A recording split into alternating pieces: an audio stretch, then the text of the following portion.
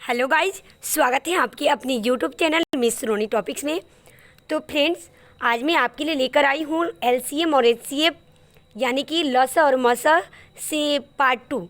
तो friends, part 2 पढ़ने के लिए आप रेडी हो जाइए नोटबुक और पेन लेकर, क्योंकि आज जो कुछ डाउट्स रह गए होंगे एलसीएम और एचसीएफ से लेकर वो आज सारे क्लियर्स हो जाएंगे। तो चलिए अपना क्लास शुरू करते हैं और बिल्कुल मज़े के साथ पढ़ाई करना है, ठीक है, ताकि एग्ज़ाम में बैठने के बाद अगर एलसीएम और एचसीएफ से क्वेश्चन हो तो आप बिल्कुल घबराना नहीं है आपको, हाँ, और अच्छे से उस क्वेश्चन को सॉल्व करना है, ठीक है। तो बेहतरीन तरीके से मैं समझा रही हूँ, आप बहुत ही अच्छे तरीके से सीख लेंगे, ठीक है। तो चलिए मैं आपको पहला क्वेश्चन दिखाती हूँ पार्ट 2 का, ओके।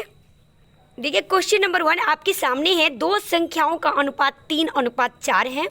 यदि उनका मसा 15 हो यानी कि एचसीएफ 15 हो तो दोनों संख्याओं का लसा ज्ञात कीजिए, ठीक है। फ्रेंड्स, आप देख रहे हैं दो संख्या नहीं दी गई है, उनका अनुपात में रेशियो में दे दिया गया है कि ये पहली संख्या और ये दूसरी संख्या का अनुपात, और एचसीएफ सिर्फ 15 है। तो दोनों संख्याओं का लसा ज्ञात करना है। क्या ज्ञात करना है? हमको एलसीएम चाहिए, ठीक है, एलसीएम चाहिए। और एचसीएफ हम लोग का कितना है? एचसीएफ है 15, ठीक है। तो सबसे पहले पहली संख्या निकालेंगे, इसलिए पहली संख्या बराबर, चूंकि संख्या जब तक नहीं निकलेगी हम लोग का एलसीएम कैसे निकालेंगे, ठीक है। एलसीएम निकालने के लिए दो संख्या चाहिए ना, तो सबसे पहले हम लोग अपना संख्या निकालेंगे। पहली संख्या और दूसरी संख्या कौन सी है? पहली संख्या ये 3 है ना, 3 में 15 से गुना कर देंगे, ठीक है, ये 45 हो जाएगा। दूसरी संख्या कितनी हो जाएगी? 4 गुणे 15 कर दीजिएगा, ठीक है। ये आपकी दो संख्या आ गई। अब क्या करेंगे? हमें चाहिए लसा। हम बताएं ना कि एक फार्मूला आप जरूर याद रखेंगे, ये वाली, दो संख्याओं का गुणनफल बराबर क्या होता है? एलसीएम गुणे एचसीएफ, यही होता है ना। ये फार्मूला जो है आपको जितने सारे क्वेश्चन होगा एलसीएम और एचसीएफ से लेकर सारे का, ये इस फार्मूला से आप सॉल्व कर सकते हैं, ठीक है। तो इस फार्मूला को आप बिल्कुल याद रखेंगे। दो संख्याओं का गुणनफल यानी कि 45 गुणे 60 इक्वल टू एलसीएम तो चाहिए हमको, एलसीएम का एलसीएम, और एचसीएफ कितना हम लोग का 15 है, ठीक है। इसलिए एलसीएम बराबर कितना होगा? 45 गुणे 60 और बाई कितना हो जाएगा? 15। ये काट दीजिए 3 से, यानी 180। कितना आ गया हम लोग का एलसीएम? 180। तो आई होप आप बिल्कुल अच्छे तरीके से समझ लिए होंगे इस क्वेश्चन को। जो अनुपात दिया रहेगा उसका क्या करेंगे? एचसीएफ से जो पहले वाला में गुना करेंगे तो पहली संख्या, दूसरे वाले से गुना करेंगे दूसरी संख्या आ जाएगी। फिर इस फार्मूला से पहली संख्या गुणे दूसरी संख्या बराबर एलसीएम गुणे एचसीएफ, ऐसे करके आप एलसीएम निकाल सकते हो। अगर आपको यहाँ पे एचसीएफ चाहिए तो क्या करेंगे? एलसीएम की जगह पे एलसीएम भर देते और एचसीएफ निकाल लेते। मतलब कि इस तरीके से आप एलसीएम भी निकाल सकते हो, एचसीएफ भी निकाल सकते हो। आई होप आपका क्लियर हो गया होगा। नेक्स्ट मैं आपको क्वेश्चन देती हूँ, ओके। तो फ्रेंड्स, क्वेश्चन नंबर 2 आपके सामने है, दो संख्याओं 4:5 के अनुपात में है और उनका गुणनफल 51:20, मतलब कि कितना है? 5 4 120 है। दोनों संख्याओं का मसा ज्ञात कीजिए। अब हमको लीजिए यहाँ पे क्या मिल गया? एचसीएफ निकालने को मिल गया, मसा। एचसीएफ निकालना है और क्या गुणनफल दिया गया है? गुणनफल दे दिया गया है 51:20, ठीक है फ्रेंड्स। तो ये गुणनफल 51:20 है और एचसीएफ आपको निकालना है। तो देखिए हम लोग यहाँ क्या किए, हम लोग के पास एचसीएफ था तो अपना पहला अनुपात में गुना करिए तो पहला संख्या आ गया, दूसरे से गुना करके दूसरी आ गया। लेकिन इसमें तो हम लोग के पास एचसीएफ नहीं है, तो संख्या कैसे निकलेगी? तो मान लेंगे कि माना कि दोनों संख्याओं का एचसीएफ, दोनों संख्याओं का मसा इक्वल टू क्या मान लेंगे? x मान लीजिए x। इसलिए पहली संख्या कितनी होगी? अब क्या करते हैं, पहली संख्या में ये कर देंगे आपको 4 गुणे x तो 4x, और दूसरी संख्या कितनी होगी? दूसरी संख्या 5 से x में करेंगे ना, 5x। अब यहाँ पे देखिए आप, हम लोग के पास अपने से क्या करें, मौसम मान लिए x, तो पहली संख्या 4x और दूसरी संख्या 5x हो गया। अब मैं पेज चेंज करके आपको बताऊंगी, ओके। अब फिर से फार्मूला को फॉलो करेंगे। कि दो संख्याओं का गुणनफल, ठीक है, बराबर क्या होता है, एलसीएम गुणे एचसीएफ होता है ना। अब दो संख्या का गुणनफल मीन्स क्या, कि यहाँ पे देखेंगे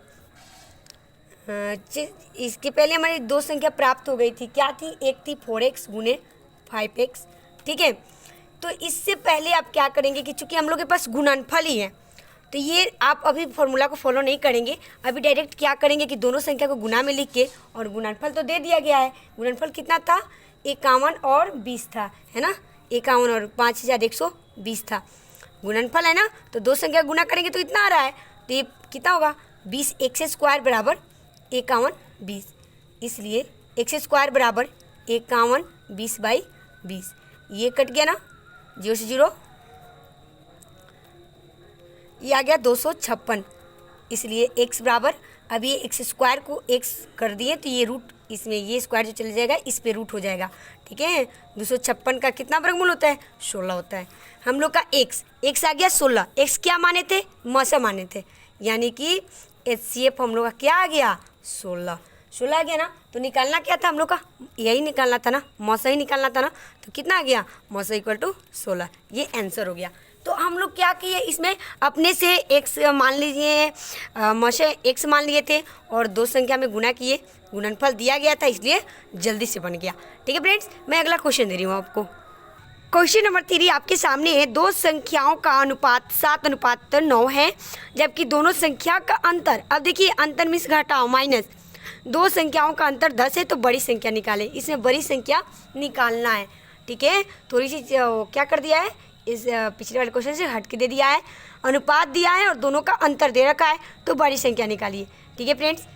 इसे फिर आपको मानना पड़ेगा, माना कि एचसीएफ डायरेक्ट दो संख्या लिखेंगे तो लॉन्ग हो जाएगी, डायरेक्ट दो संख्या का एचसीएफ मान लीजिए आप, n मान लीजिए, है ना। तो इसलिए पहली संख्या कितनी होगी, पहली संख्या होगी आपको 7n, और दूसरी संख्या होगी आपको 9n, होगी ना। एचसीएफ हम लोग का n है, तो पहली ये 7n और दूसरी 9n हो गया। अब दोनों का अंतर कह रहा है कि 10 है, या प्रश्न से नहीं भी लिखेंगे तो चलेगा, क्योंकि हम लोग को बस सीखना है, ठीक है। ये इसे बनावट है क्वेश्चन का, तो क्या करेंगे, ये 9x आगे कर देंगे, चूँकि बड़ा है ना, तो ठीक है। तो 9x, क्योंकि इसमें माइनस प्लस का ये कोई नहीं है, तो 9x को हम आगे कर देंगे और 7x को हम क्या कर देंगे, पीछे कर देंगे। 9x - 7x = 10 है, 10 है ना, 10।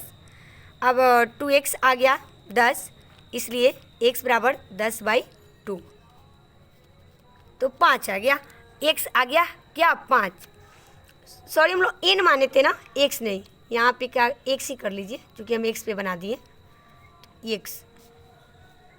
x है, तो x आ गया क्या, 5, यानी कि हम लोग का एचसीएफ कितना हो गया, एचसीएफ आ गया 5, इसलिए बड़ी संख्या